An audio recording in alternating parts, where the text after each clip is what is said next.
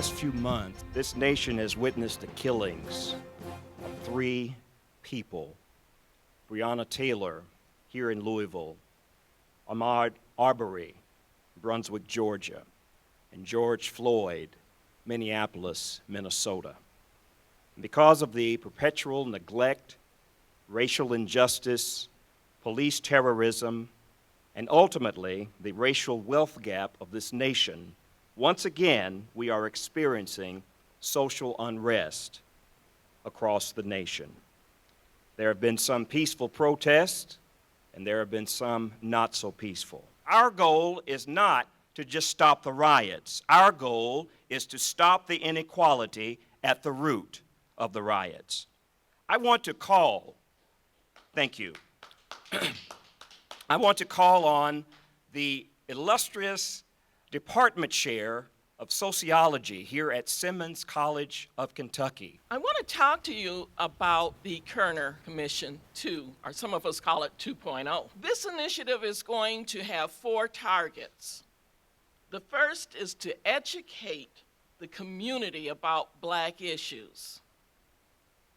We're seeing an awakening in the United States. People want to know, finally. The second is we're going to conduct an asset-based community development study. And this is where I come in. I'll be heading up this study. And think about it, 2 years ago, the Kerner Commission was, it had been 50 years since the Kerner Commission, the original Kerner Commission. There was a conference where John Powell resolved the Kerner Commission was a road not taken, but the road's still there.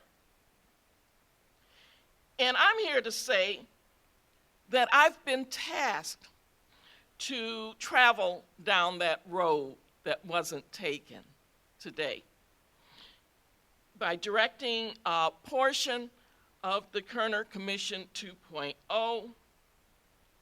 Let me tell you a little bit about the commission. It's going to be comprised of local and national members who are well acquainted with Louisville's Black community and invested in eliminating inequality. The commission will employ an assets-based community development study to identify the unique attributes and strengths located within Louisville's Black communities. And we'll be using this book as our guideposts, our guidelines, building communities from the inside out.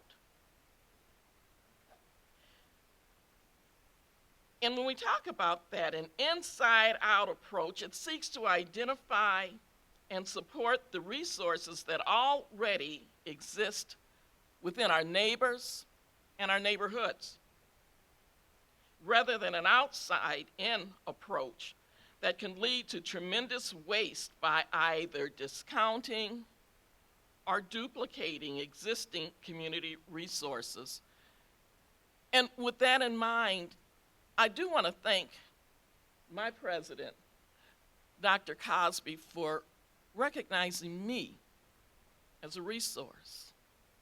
This is a big deal to me, and I'm going to tell you why. I have a PhD in educational psychology. I have a master's degree in the sociology of education. I have 3 years under my belt at a Bible school. I have a nursing license. I've lived in Africa. I've done research in Kenya and Dakar. 10 years here looking at the issues related to adolescents who are making transitions, whether it's from overseas or transitions from the inner city to the white suburbs. I have a lifetime of experience working with young people in nonprofits, especially in religious nonprofits. And yet, this is the place where I have been recognized as a resource. This isn't the first place that I have taught in Louisville, but this is the first place that I've been recognized as a resource. That says something about Simmons College of Kentucky. And so, with these findings from this study, we hope to accomplish two things. Number one, to replace the deficit narrative that views urban Black communities as broken and distressed with an asset narrative that recognizes the full investment potential of Louisville's historic Black communities and the exponential economic boost afforded to communities that are anchored by an HBCU. The second thing is to remind the members of Louisville's Black communities that they are important components of Louisville, the city of Louisville, and have the power to make decisions for their own communities.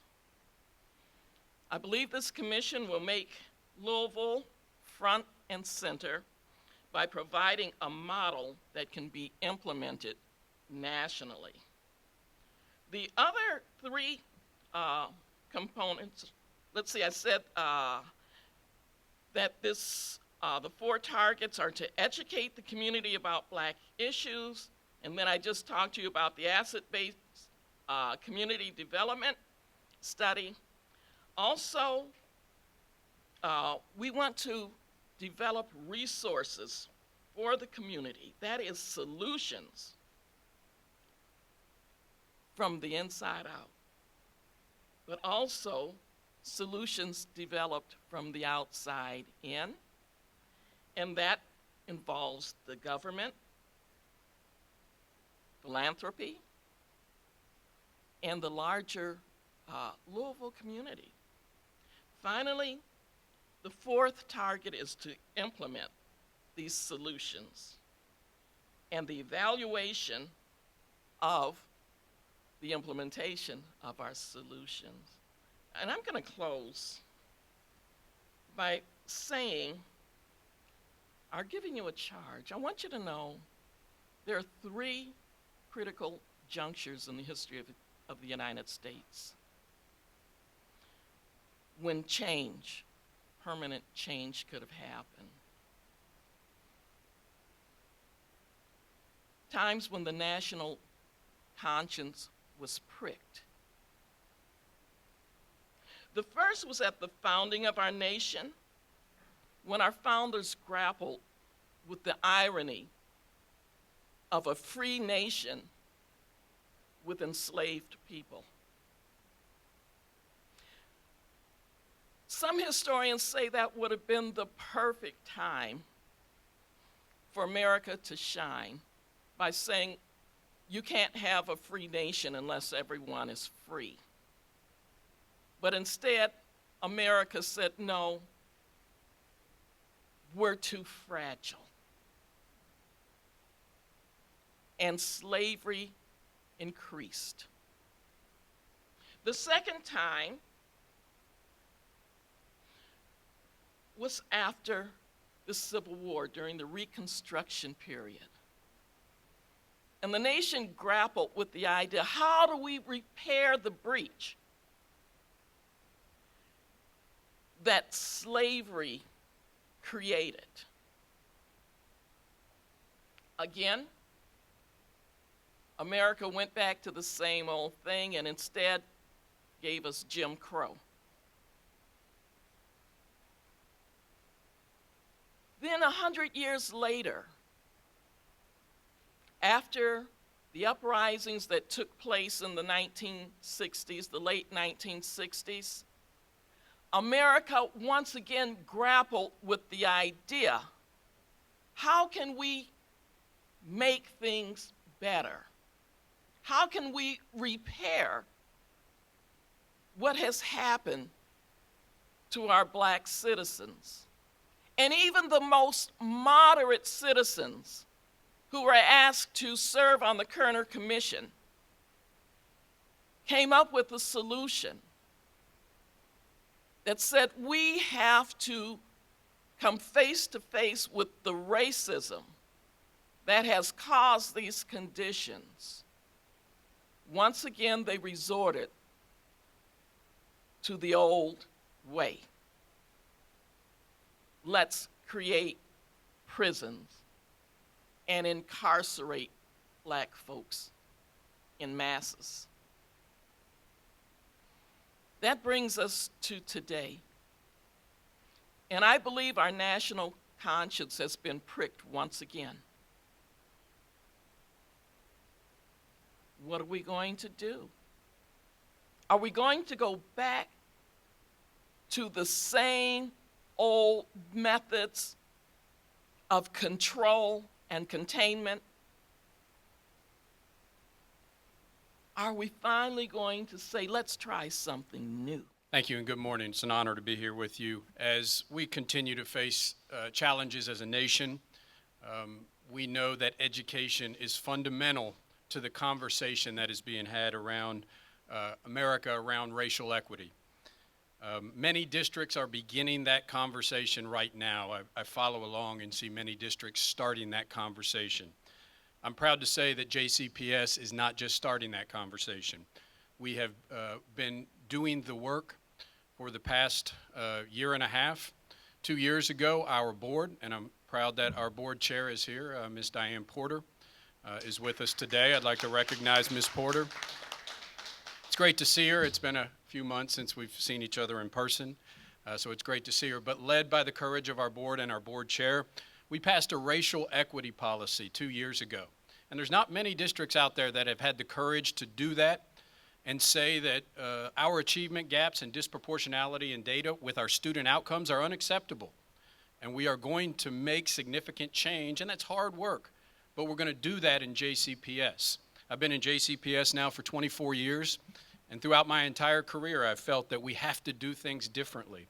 As Dr. Smith was talking about, we have to do things differently if we expect different outcomes. And that is the work that we are doing right now in many areas. But obviously, I've come here to talk about mostly teacher recruitment and making sure that our teacher population directly reflects our student population. And I'll be clear right now. We have over 35% of our students in JCPS are African American, and less than 15% of our teachers are African American.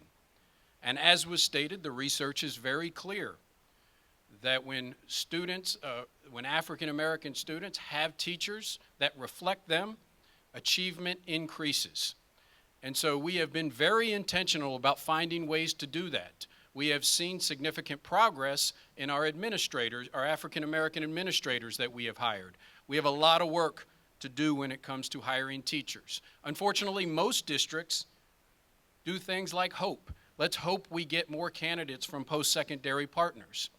But we have decided that we cannot do that. We must partner with local institutions to make sure that we are successful in bringing that number of African American teachers to 35% or even higher. And we must also develop our own. And so we started a teacher residency program.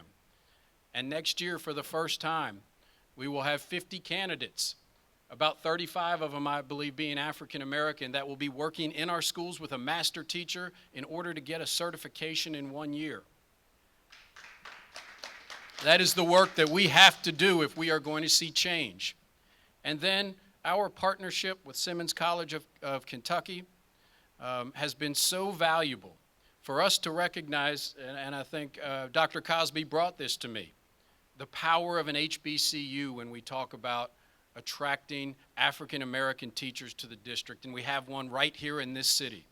And so this partnership with Simmons College of Kentucky has been so important, and we're going to get better and continue that development for years to come. And I think I know it will be a game changer for us in our racial equity policy and getting more African American teachers in our classrooms.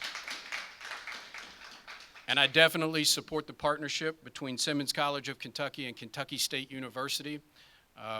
another HBCU right here in Kentucky that we know we are going to make sure that with this partnership and our other initiatives that we are going to accomplish the goals of having our teachers directly reflect our student population. This coming fall, we will have the Radical Martin Luther King Jr. course. That will be a continuing education course, but we know that persons will benefit greatly from this coursework, and it will expose you to more information that you need to know in this pursuit for racial justice. So we look forward to you and others signing up this fall. I also want to mention that we have a desire to increase our enrollment in Simmons College of Kentucky. We have many least advantaged, vulnerable, underserved citizens who desire college education. And even with our affordable tuition here, we still have students that are not able to afford all of the issues related to matriculating in college. And so the need for Simmons is great, and there is no greater institution in Louisville that can help meet that need. But we are calling for no less than 300 annual $15,000 scholarships for a 4-year commitment from our community. For 4 years, we want 15,000 times 4 for 300 students to matriculate here at Simmons. With all of the wealth in Louisville, we see it stacked up. There's no reason why any student should have to come to Simmons and not be able to afford a college education here.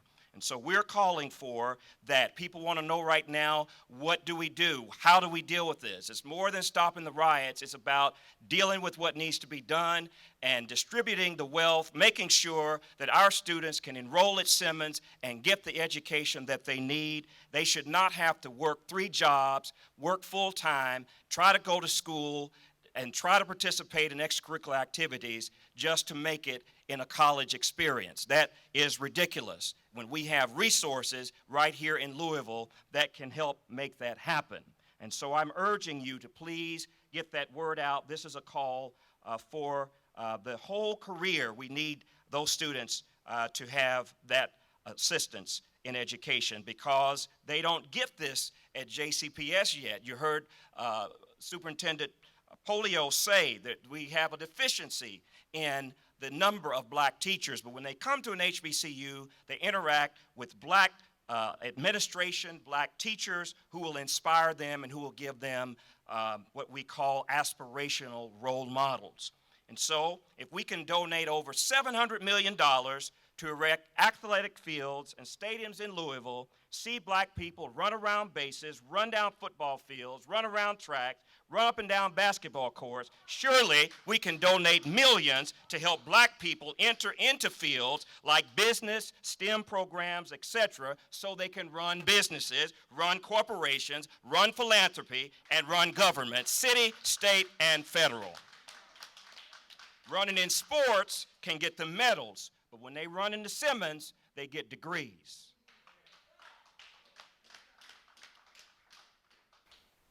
I moonlight as a pastor, so I'm subject to preach at any moment. I want to welcome at this time the national president of the National Baptist Convention of America. Listen,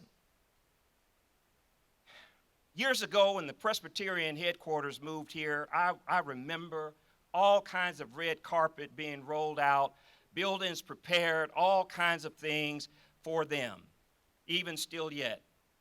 But we have in Louisville headquartered the National Baptist Convention of America International with a 3.5 million member membership, the second largest black organization in the nation. And we have headquartered here in our own city the headquarters of, right here at Simmons, of the National Baptist Convention of America International, and they have invested in our community, paying $1 million to buy a retreat center out in South Louisville, paid for it with cash. so that they could move all the way from Dallas here to Louisville. We're thankful for our mayor and his administration who helped in that process. But listen, we have a jewel in the National Baptist Convention of America, and with us today is that president, Dr. Samuel Tolbert, all the way from Lake Charles, Louisiana. Would you welcome Dr. Samuel Tolbert? Thank you very much, Dr. Smith, and to our two HBCU presidents and all of us that are gathered. This is my first trip outside of Louisiana on an airplane since the shut-in. And I would only do this for Dr. Cosby, Dr. Brown, and Simmons College of Kentucky. Some years ago, we were deciding where our headquarters would move to. We discovered geographically that Louisville is 500 to 600 miles from 80% of the U.S. population. We also discovered that there was an HBCU here named Simmons College, where much of Baptist history as it relates to African American Baptist history is archived. We also discovered that one of our former national presidents was from the state of Kentucky. And then we spoke to the energetic, visionary President, Dr. Kevin Cosby, and we were able to make an arrangement to move the headquarters of the National Baptist Convention of America, 3.5 million members, over 4,000 churches around this country, to Louisville, Kentucky. And then we discovered after getting here, I had worked on the Board of Supervisors of Southern University System, which is the only historically black college system left in America, where I serve as the vice chair of the board, that we had an executive vice president who's Dr. Christopher Brown. At that time was at Southern University System. He later became the president of Kentucky State University. And uniquely in Kentucky, there's a private HBCU, Simmons College of Kentucky, a public HBCU, Kentucky State University, and both of the presidents are pastors of Baptist churches. One of them, Dr. Chris Brown, is the pastor of the New Revelation Baptist Church of Las Vegas. And the other, of course, is Dr. Kevin Cosby, the pastor of St. Stephen Baptist Church here in Louisville. Both of these pastors have their churches in membership in the National Baptist Convention of America. I then discovered more that we are in the right place, we're in the right city. We made the $1 million investment of the National Baptist Convention 57-acre retreat center here in the Louisville area. We work with many people to do it. But we see all what's going on all around us with protests, with people being brutalized and murderized by police officers, and it is very disturbing. And I want you to know that there needs to be more investment in these HBCUs. Not only in the HBCUs primarily, but also in West Louisville and these low-income zip codes. I do not want to regret my decision to take a risk to get the 33-member board of directors and the membership of the delegates of the National Baptist Convention to move to Louisville and then discover that we have made a mistake. I do not believe we made a mistake, but I do want to say, in the spirit of Dr. Frank Smith, that there needs to be more financial investment in these institutions. The National Baptist Convention of America brings delegates here. We live in hotels. We eat in restaurants. We fly on airplanes. We're paying sales tax. We're impacting the local economy, and that ought to mean something.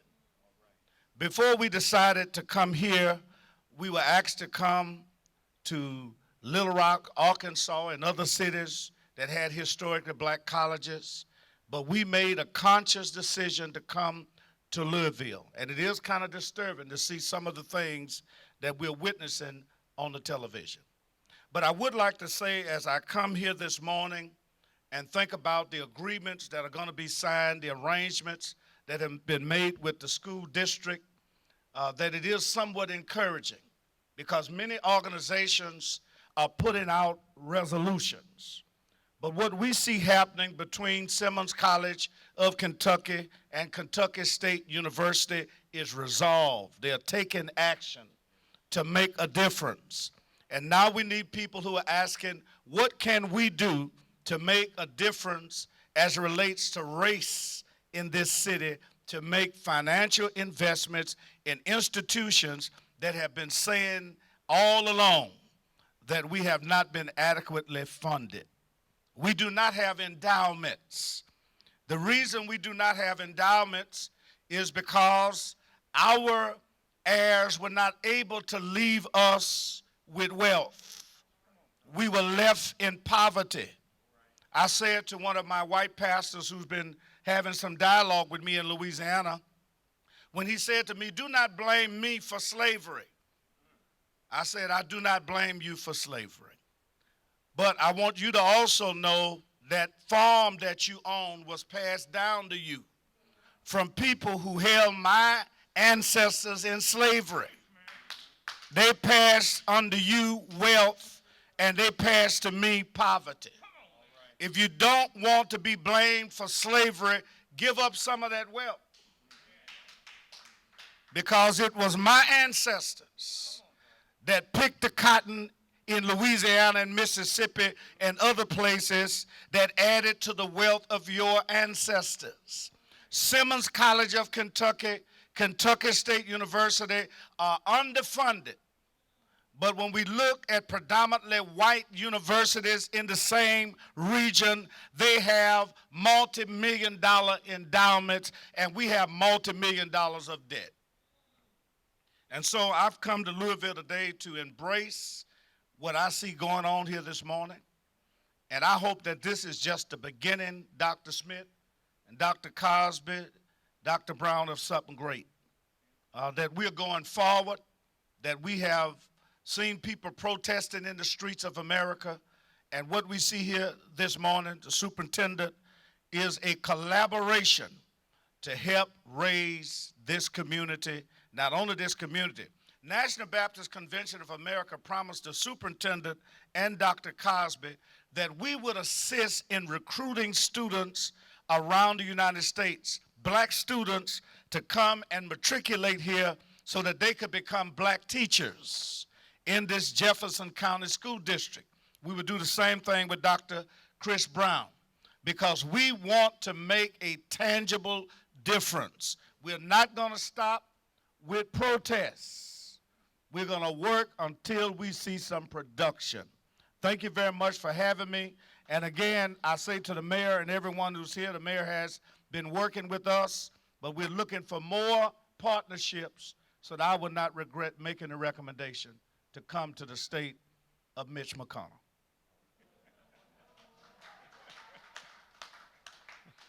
All right, you've heard it from Dr. Samuel Tolbert. Let's give him a hand. Thank you. And speaking of our mayor, it would be a perfect time to hear from our mayor, Mayor Greg Fisher.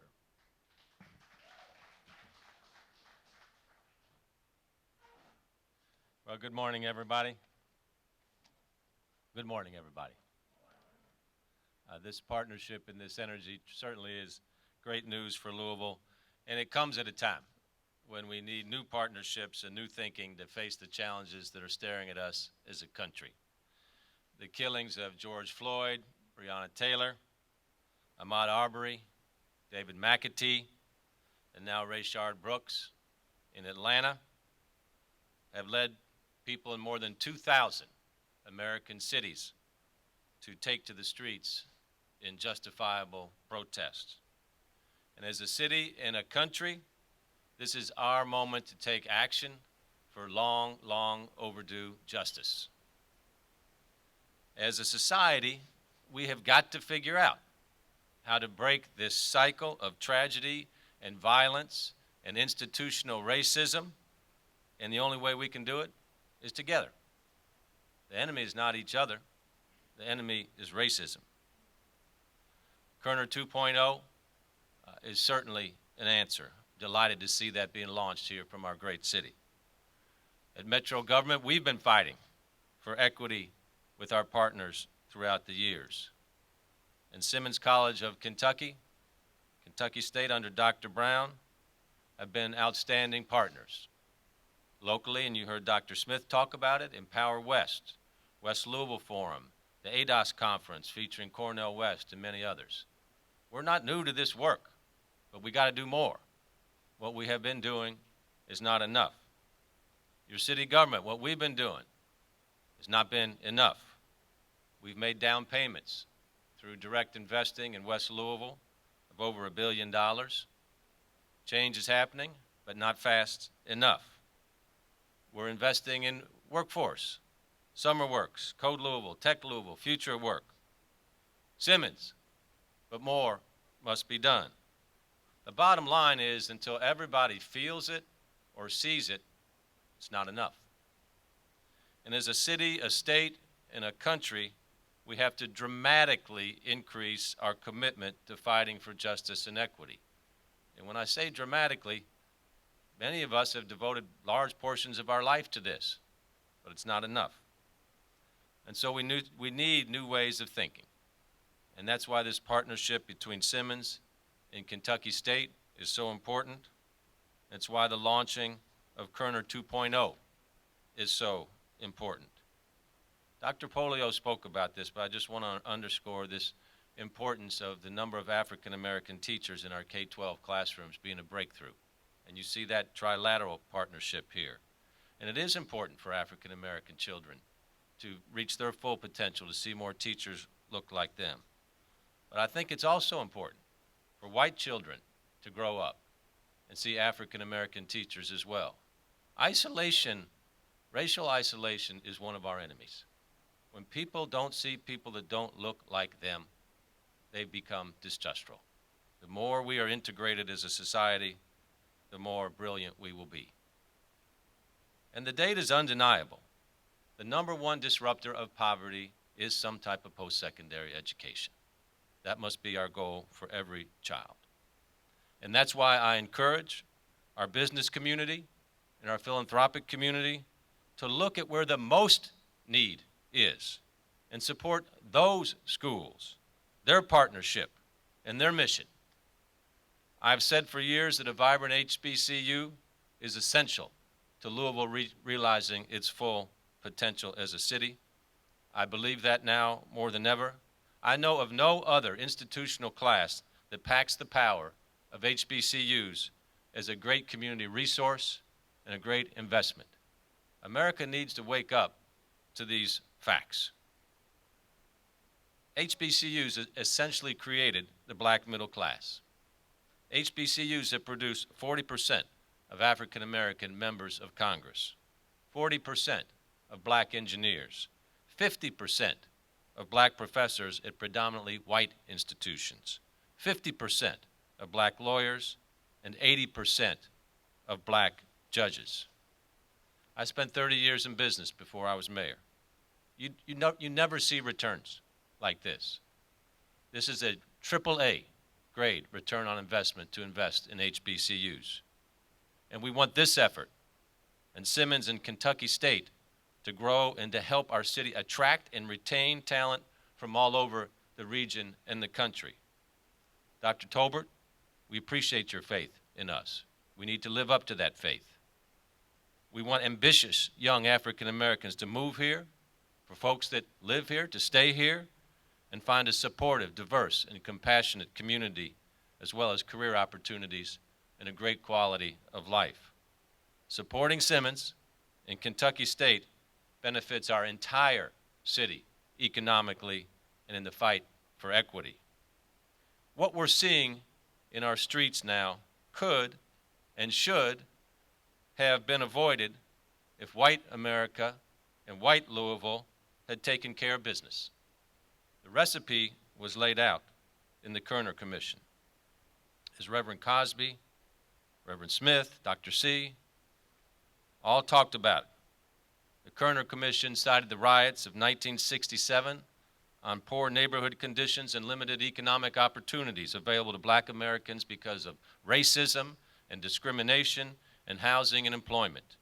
The report warned that without intervention, and I'll repeat what was said earlier, quote, our nation is moving toward two societies, one black, one white, separate and unequal. Tragically, that intervention never came. But now, it's our turn. Dr. C, it's our turn to learn from that history that you so strongly pointed out. It's our time to intervene, to alter the course that we've been on for far too long. Implementing recommendations from the Kerner report is a key aspect of the city's Build Back Better Together strategy, citywide initiative to recover from the pandemic and respond to the marches for racial justice. So is soliciting greater participation from our business community.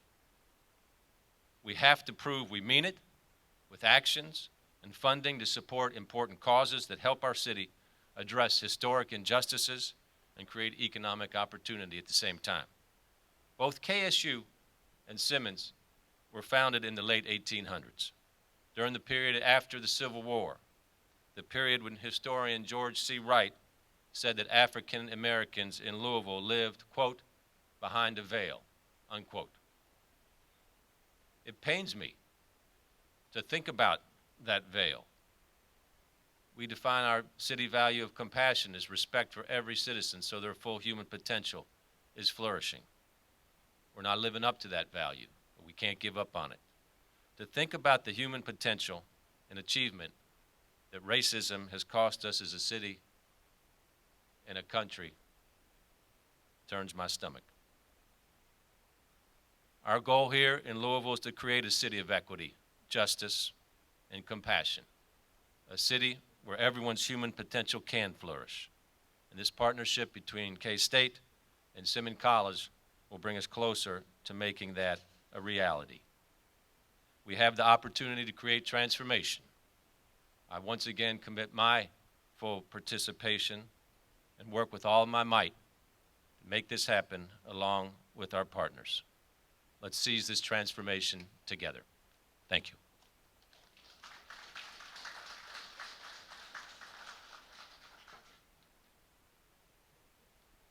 Thank you, Mayor Fisher. At this time, I'd like to call on our president, Dr. Kevin Cosby. If he would come at this time, would you welcome him? Thank you so very much. Thank you. Thank you, Dr. Smith, who is the executive coordinator of the Kerner Report 2.0, to my colleague and brother and friend, Dr. Christopher Brown, to my president, Dr. Tolbert, and to all of you. This is a historic event. This is a historic day. So often, days like this and days like Martin Luther King's birthday are reminiscent of Groundhog Day.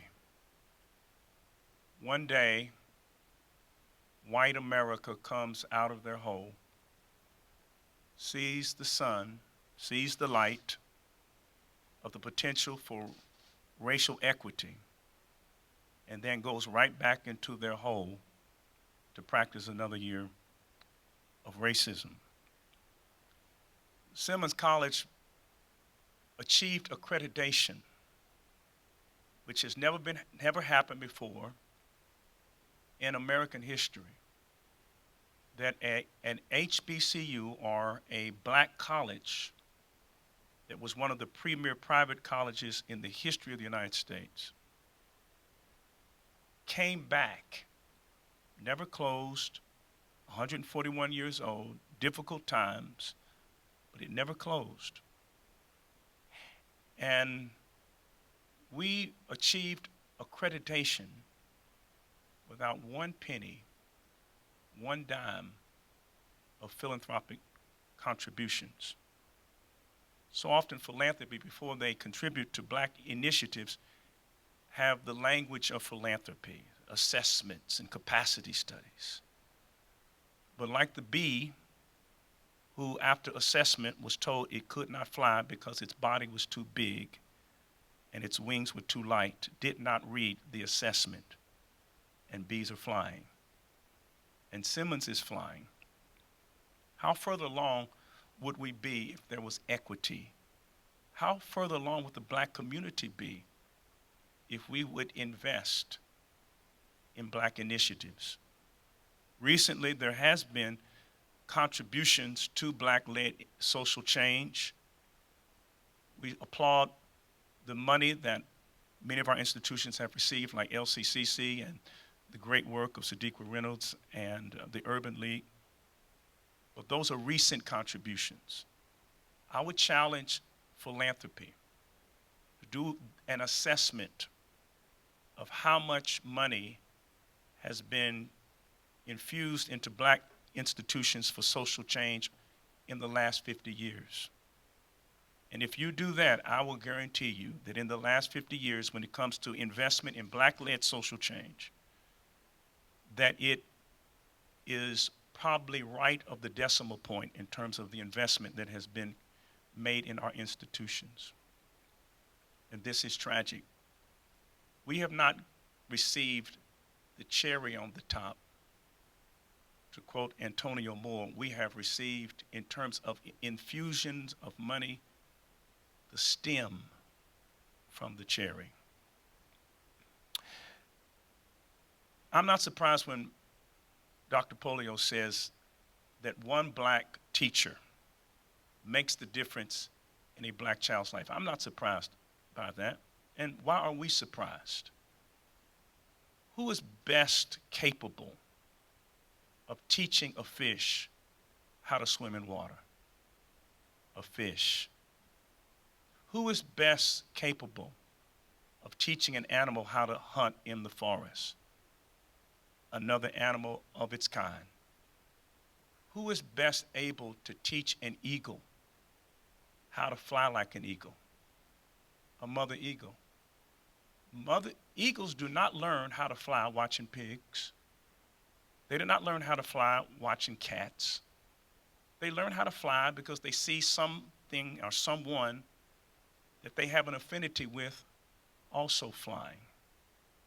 We need to put some eagles in Jefferson County public schools and the schools across the Commonwealth of Kentucky. Now, in order to raise eagles, you will never find an eagle raise eaglets in a chicken coop. In order to raise eagles, you cannot raise them in chicken coops. You have to raise them in an eagle nest. Here is the number one problem in West Louisville and urban communities across the country. We expect people who live in our communities to raise eagles, and all we have is chicken coops.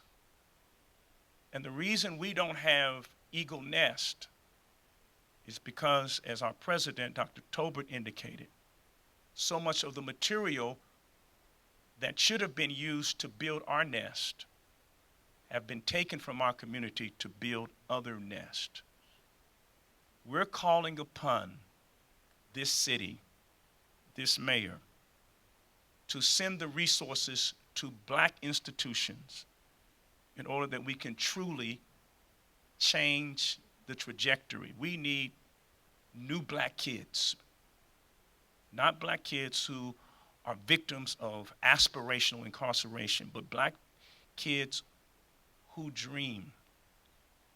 Now, I realize that there's going to be a limit to what government can do locally and even what philanthropy can do locally.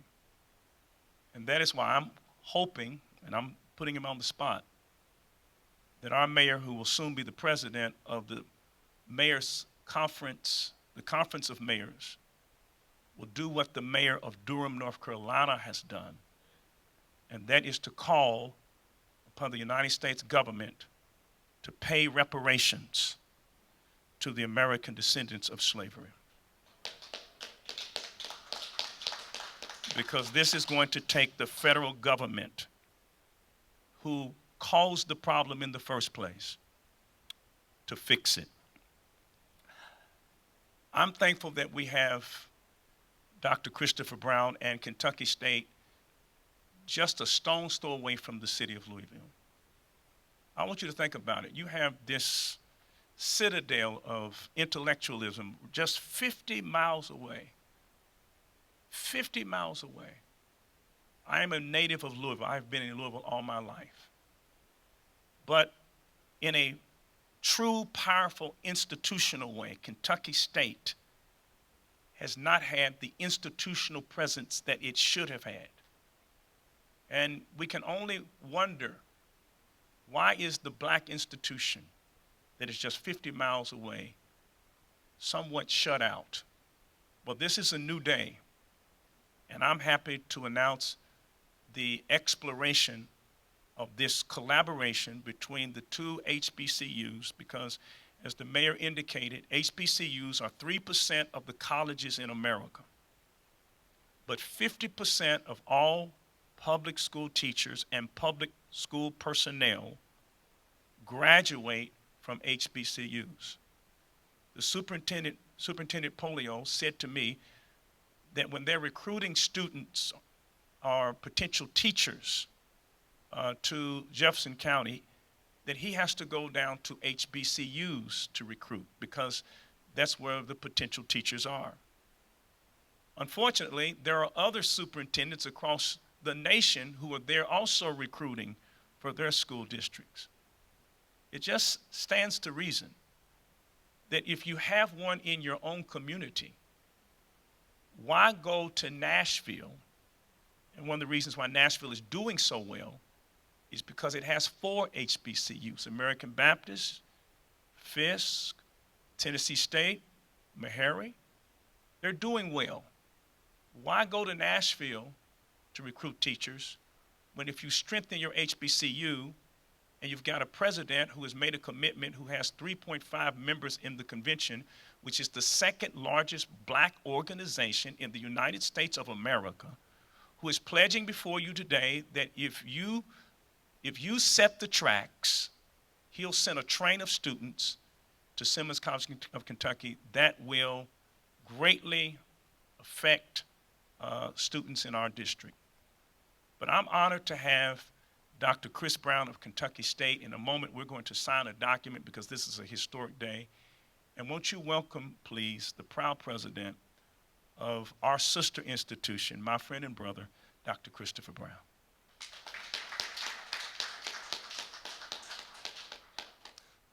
Good morning, good morning. It's good to be in Louisville again. The last time the three of us were here, Dr. Cosby, Dr. Tolbert, and myself, I had the privilege of speaking for the dedication of the new Baptist Retreat Center. And I spoke from the subject, Buy Some Land in Anathoth.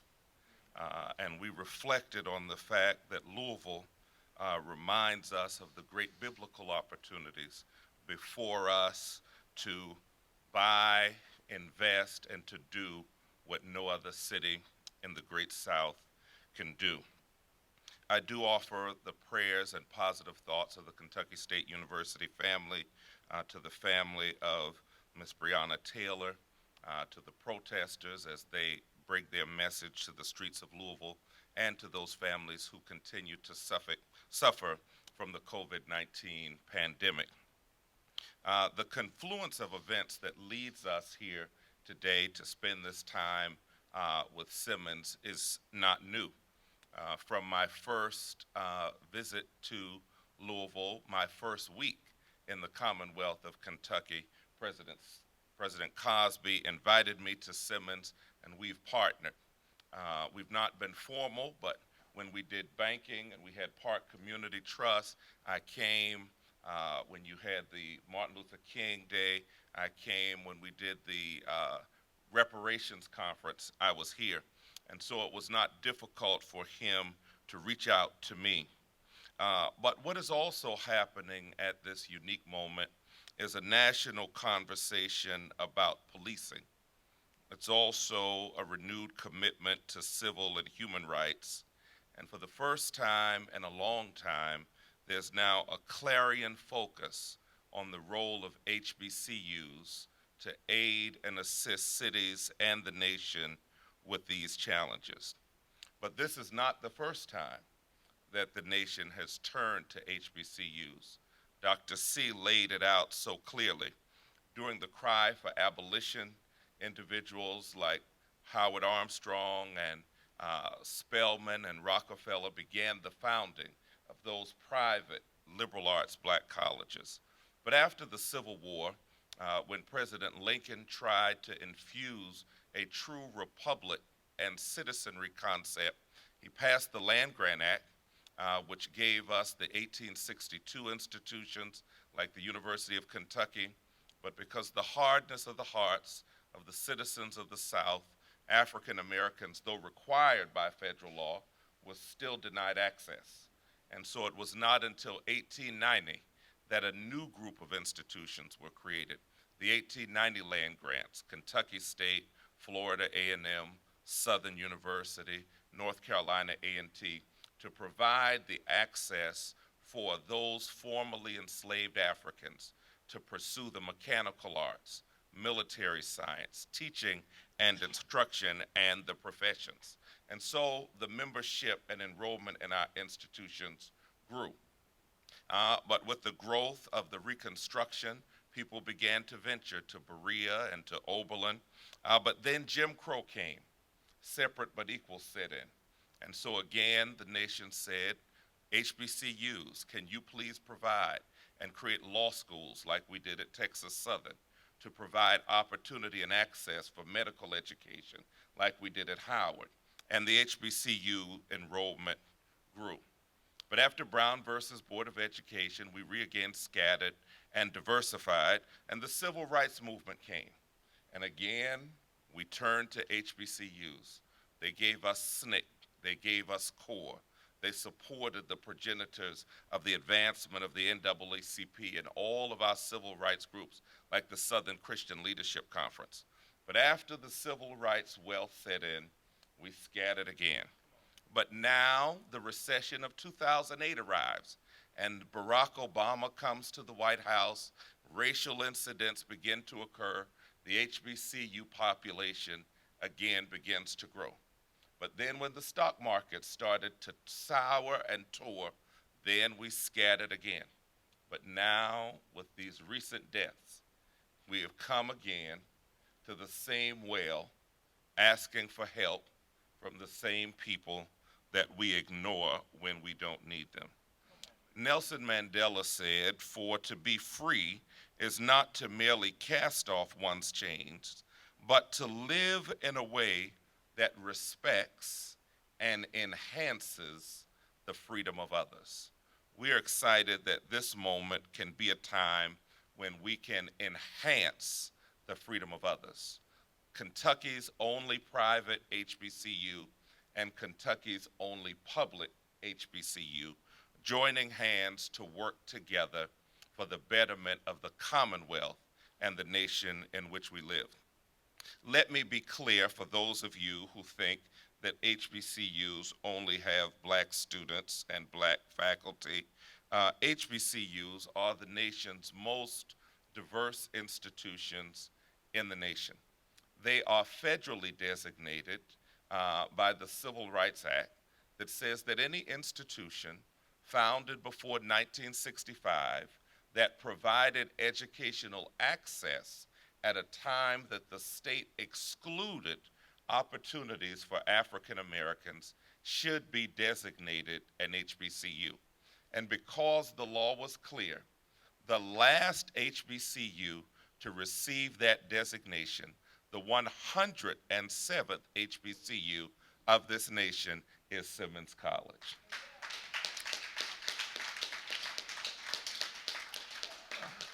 Although the histories for which we have been created remain true, there is still a critical need for these institutions as we morph and respond to change in society.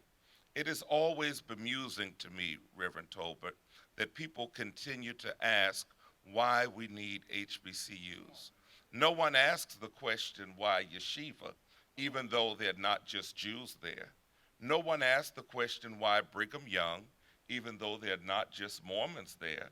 No one asks the question why Notre Dame, when they're not just Catholics there. But for some reason, the very institution that birthed the black middle class, birthed black wealth, black doctors, and provided stability for society have to continue to justify their existence. Let me take my last 2 minutes to do some myth busting. There is a belief, one, that HBCU enrollment is on the decline because there's diversity and access in the world. That is not true. HBCU enrollments are approaching an all-time high. And even one of our smallest HBCU, Cheney in Pennsylvania, on yesterday boasted a 51% increase in registrations in the aftermath of this social unrest. Myth number two is that they lack educational degree offerings. Every academic offering in this nation, from medical degrees to dentistry to nuclear science and nuclear engineering, are available at the nation's HBCUs. I am proud to refute myth number three, that they lack diversity, because Kentucky State is rated the nation's most diverse HBCU. They suggest that we don't prepare students for success, but our mayor has clearly articulated all the demographics and statistics that show our repeated outcomes, even with disproportionate funding. They would suggest that our degrees are not the same as those from other institutions, but the data is clear that in cities where there are thriving HBCUs, that educational opportunity, housing quality, medical access, interactions with police, neighborhood safety, and life expectancy for African Americans are on par with all other citizens. You see that in Nashville, Atlanta, Charlotte, Durham, and Houston.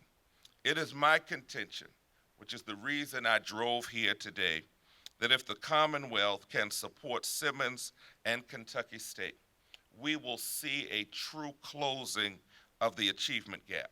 We will see a true closing of the racial wealth gap.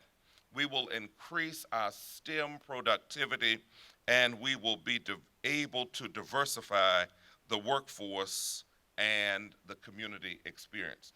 I must admit, I was stunned when Governor Beshear called out Kentucky State on the news conference. I watch him every day at 5. I was not anticipating it, and I said, well, we really have to move forward.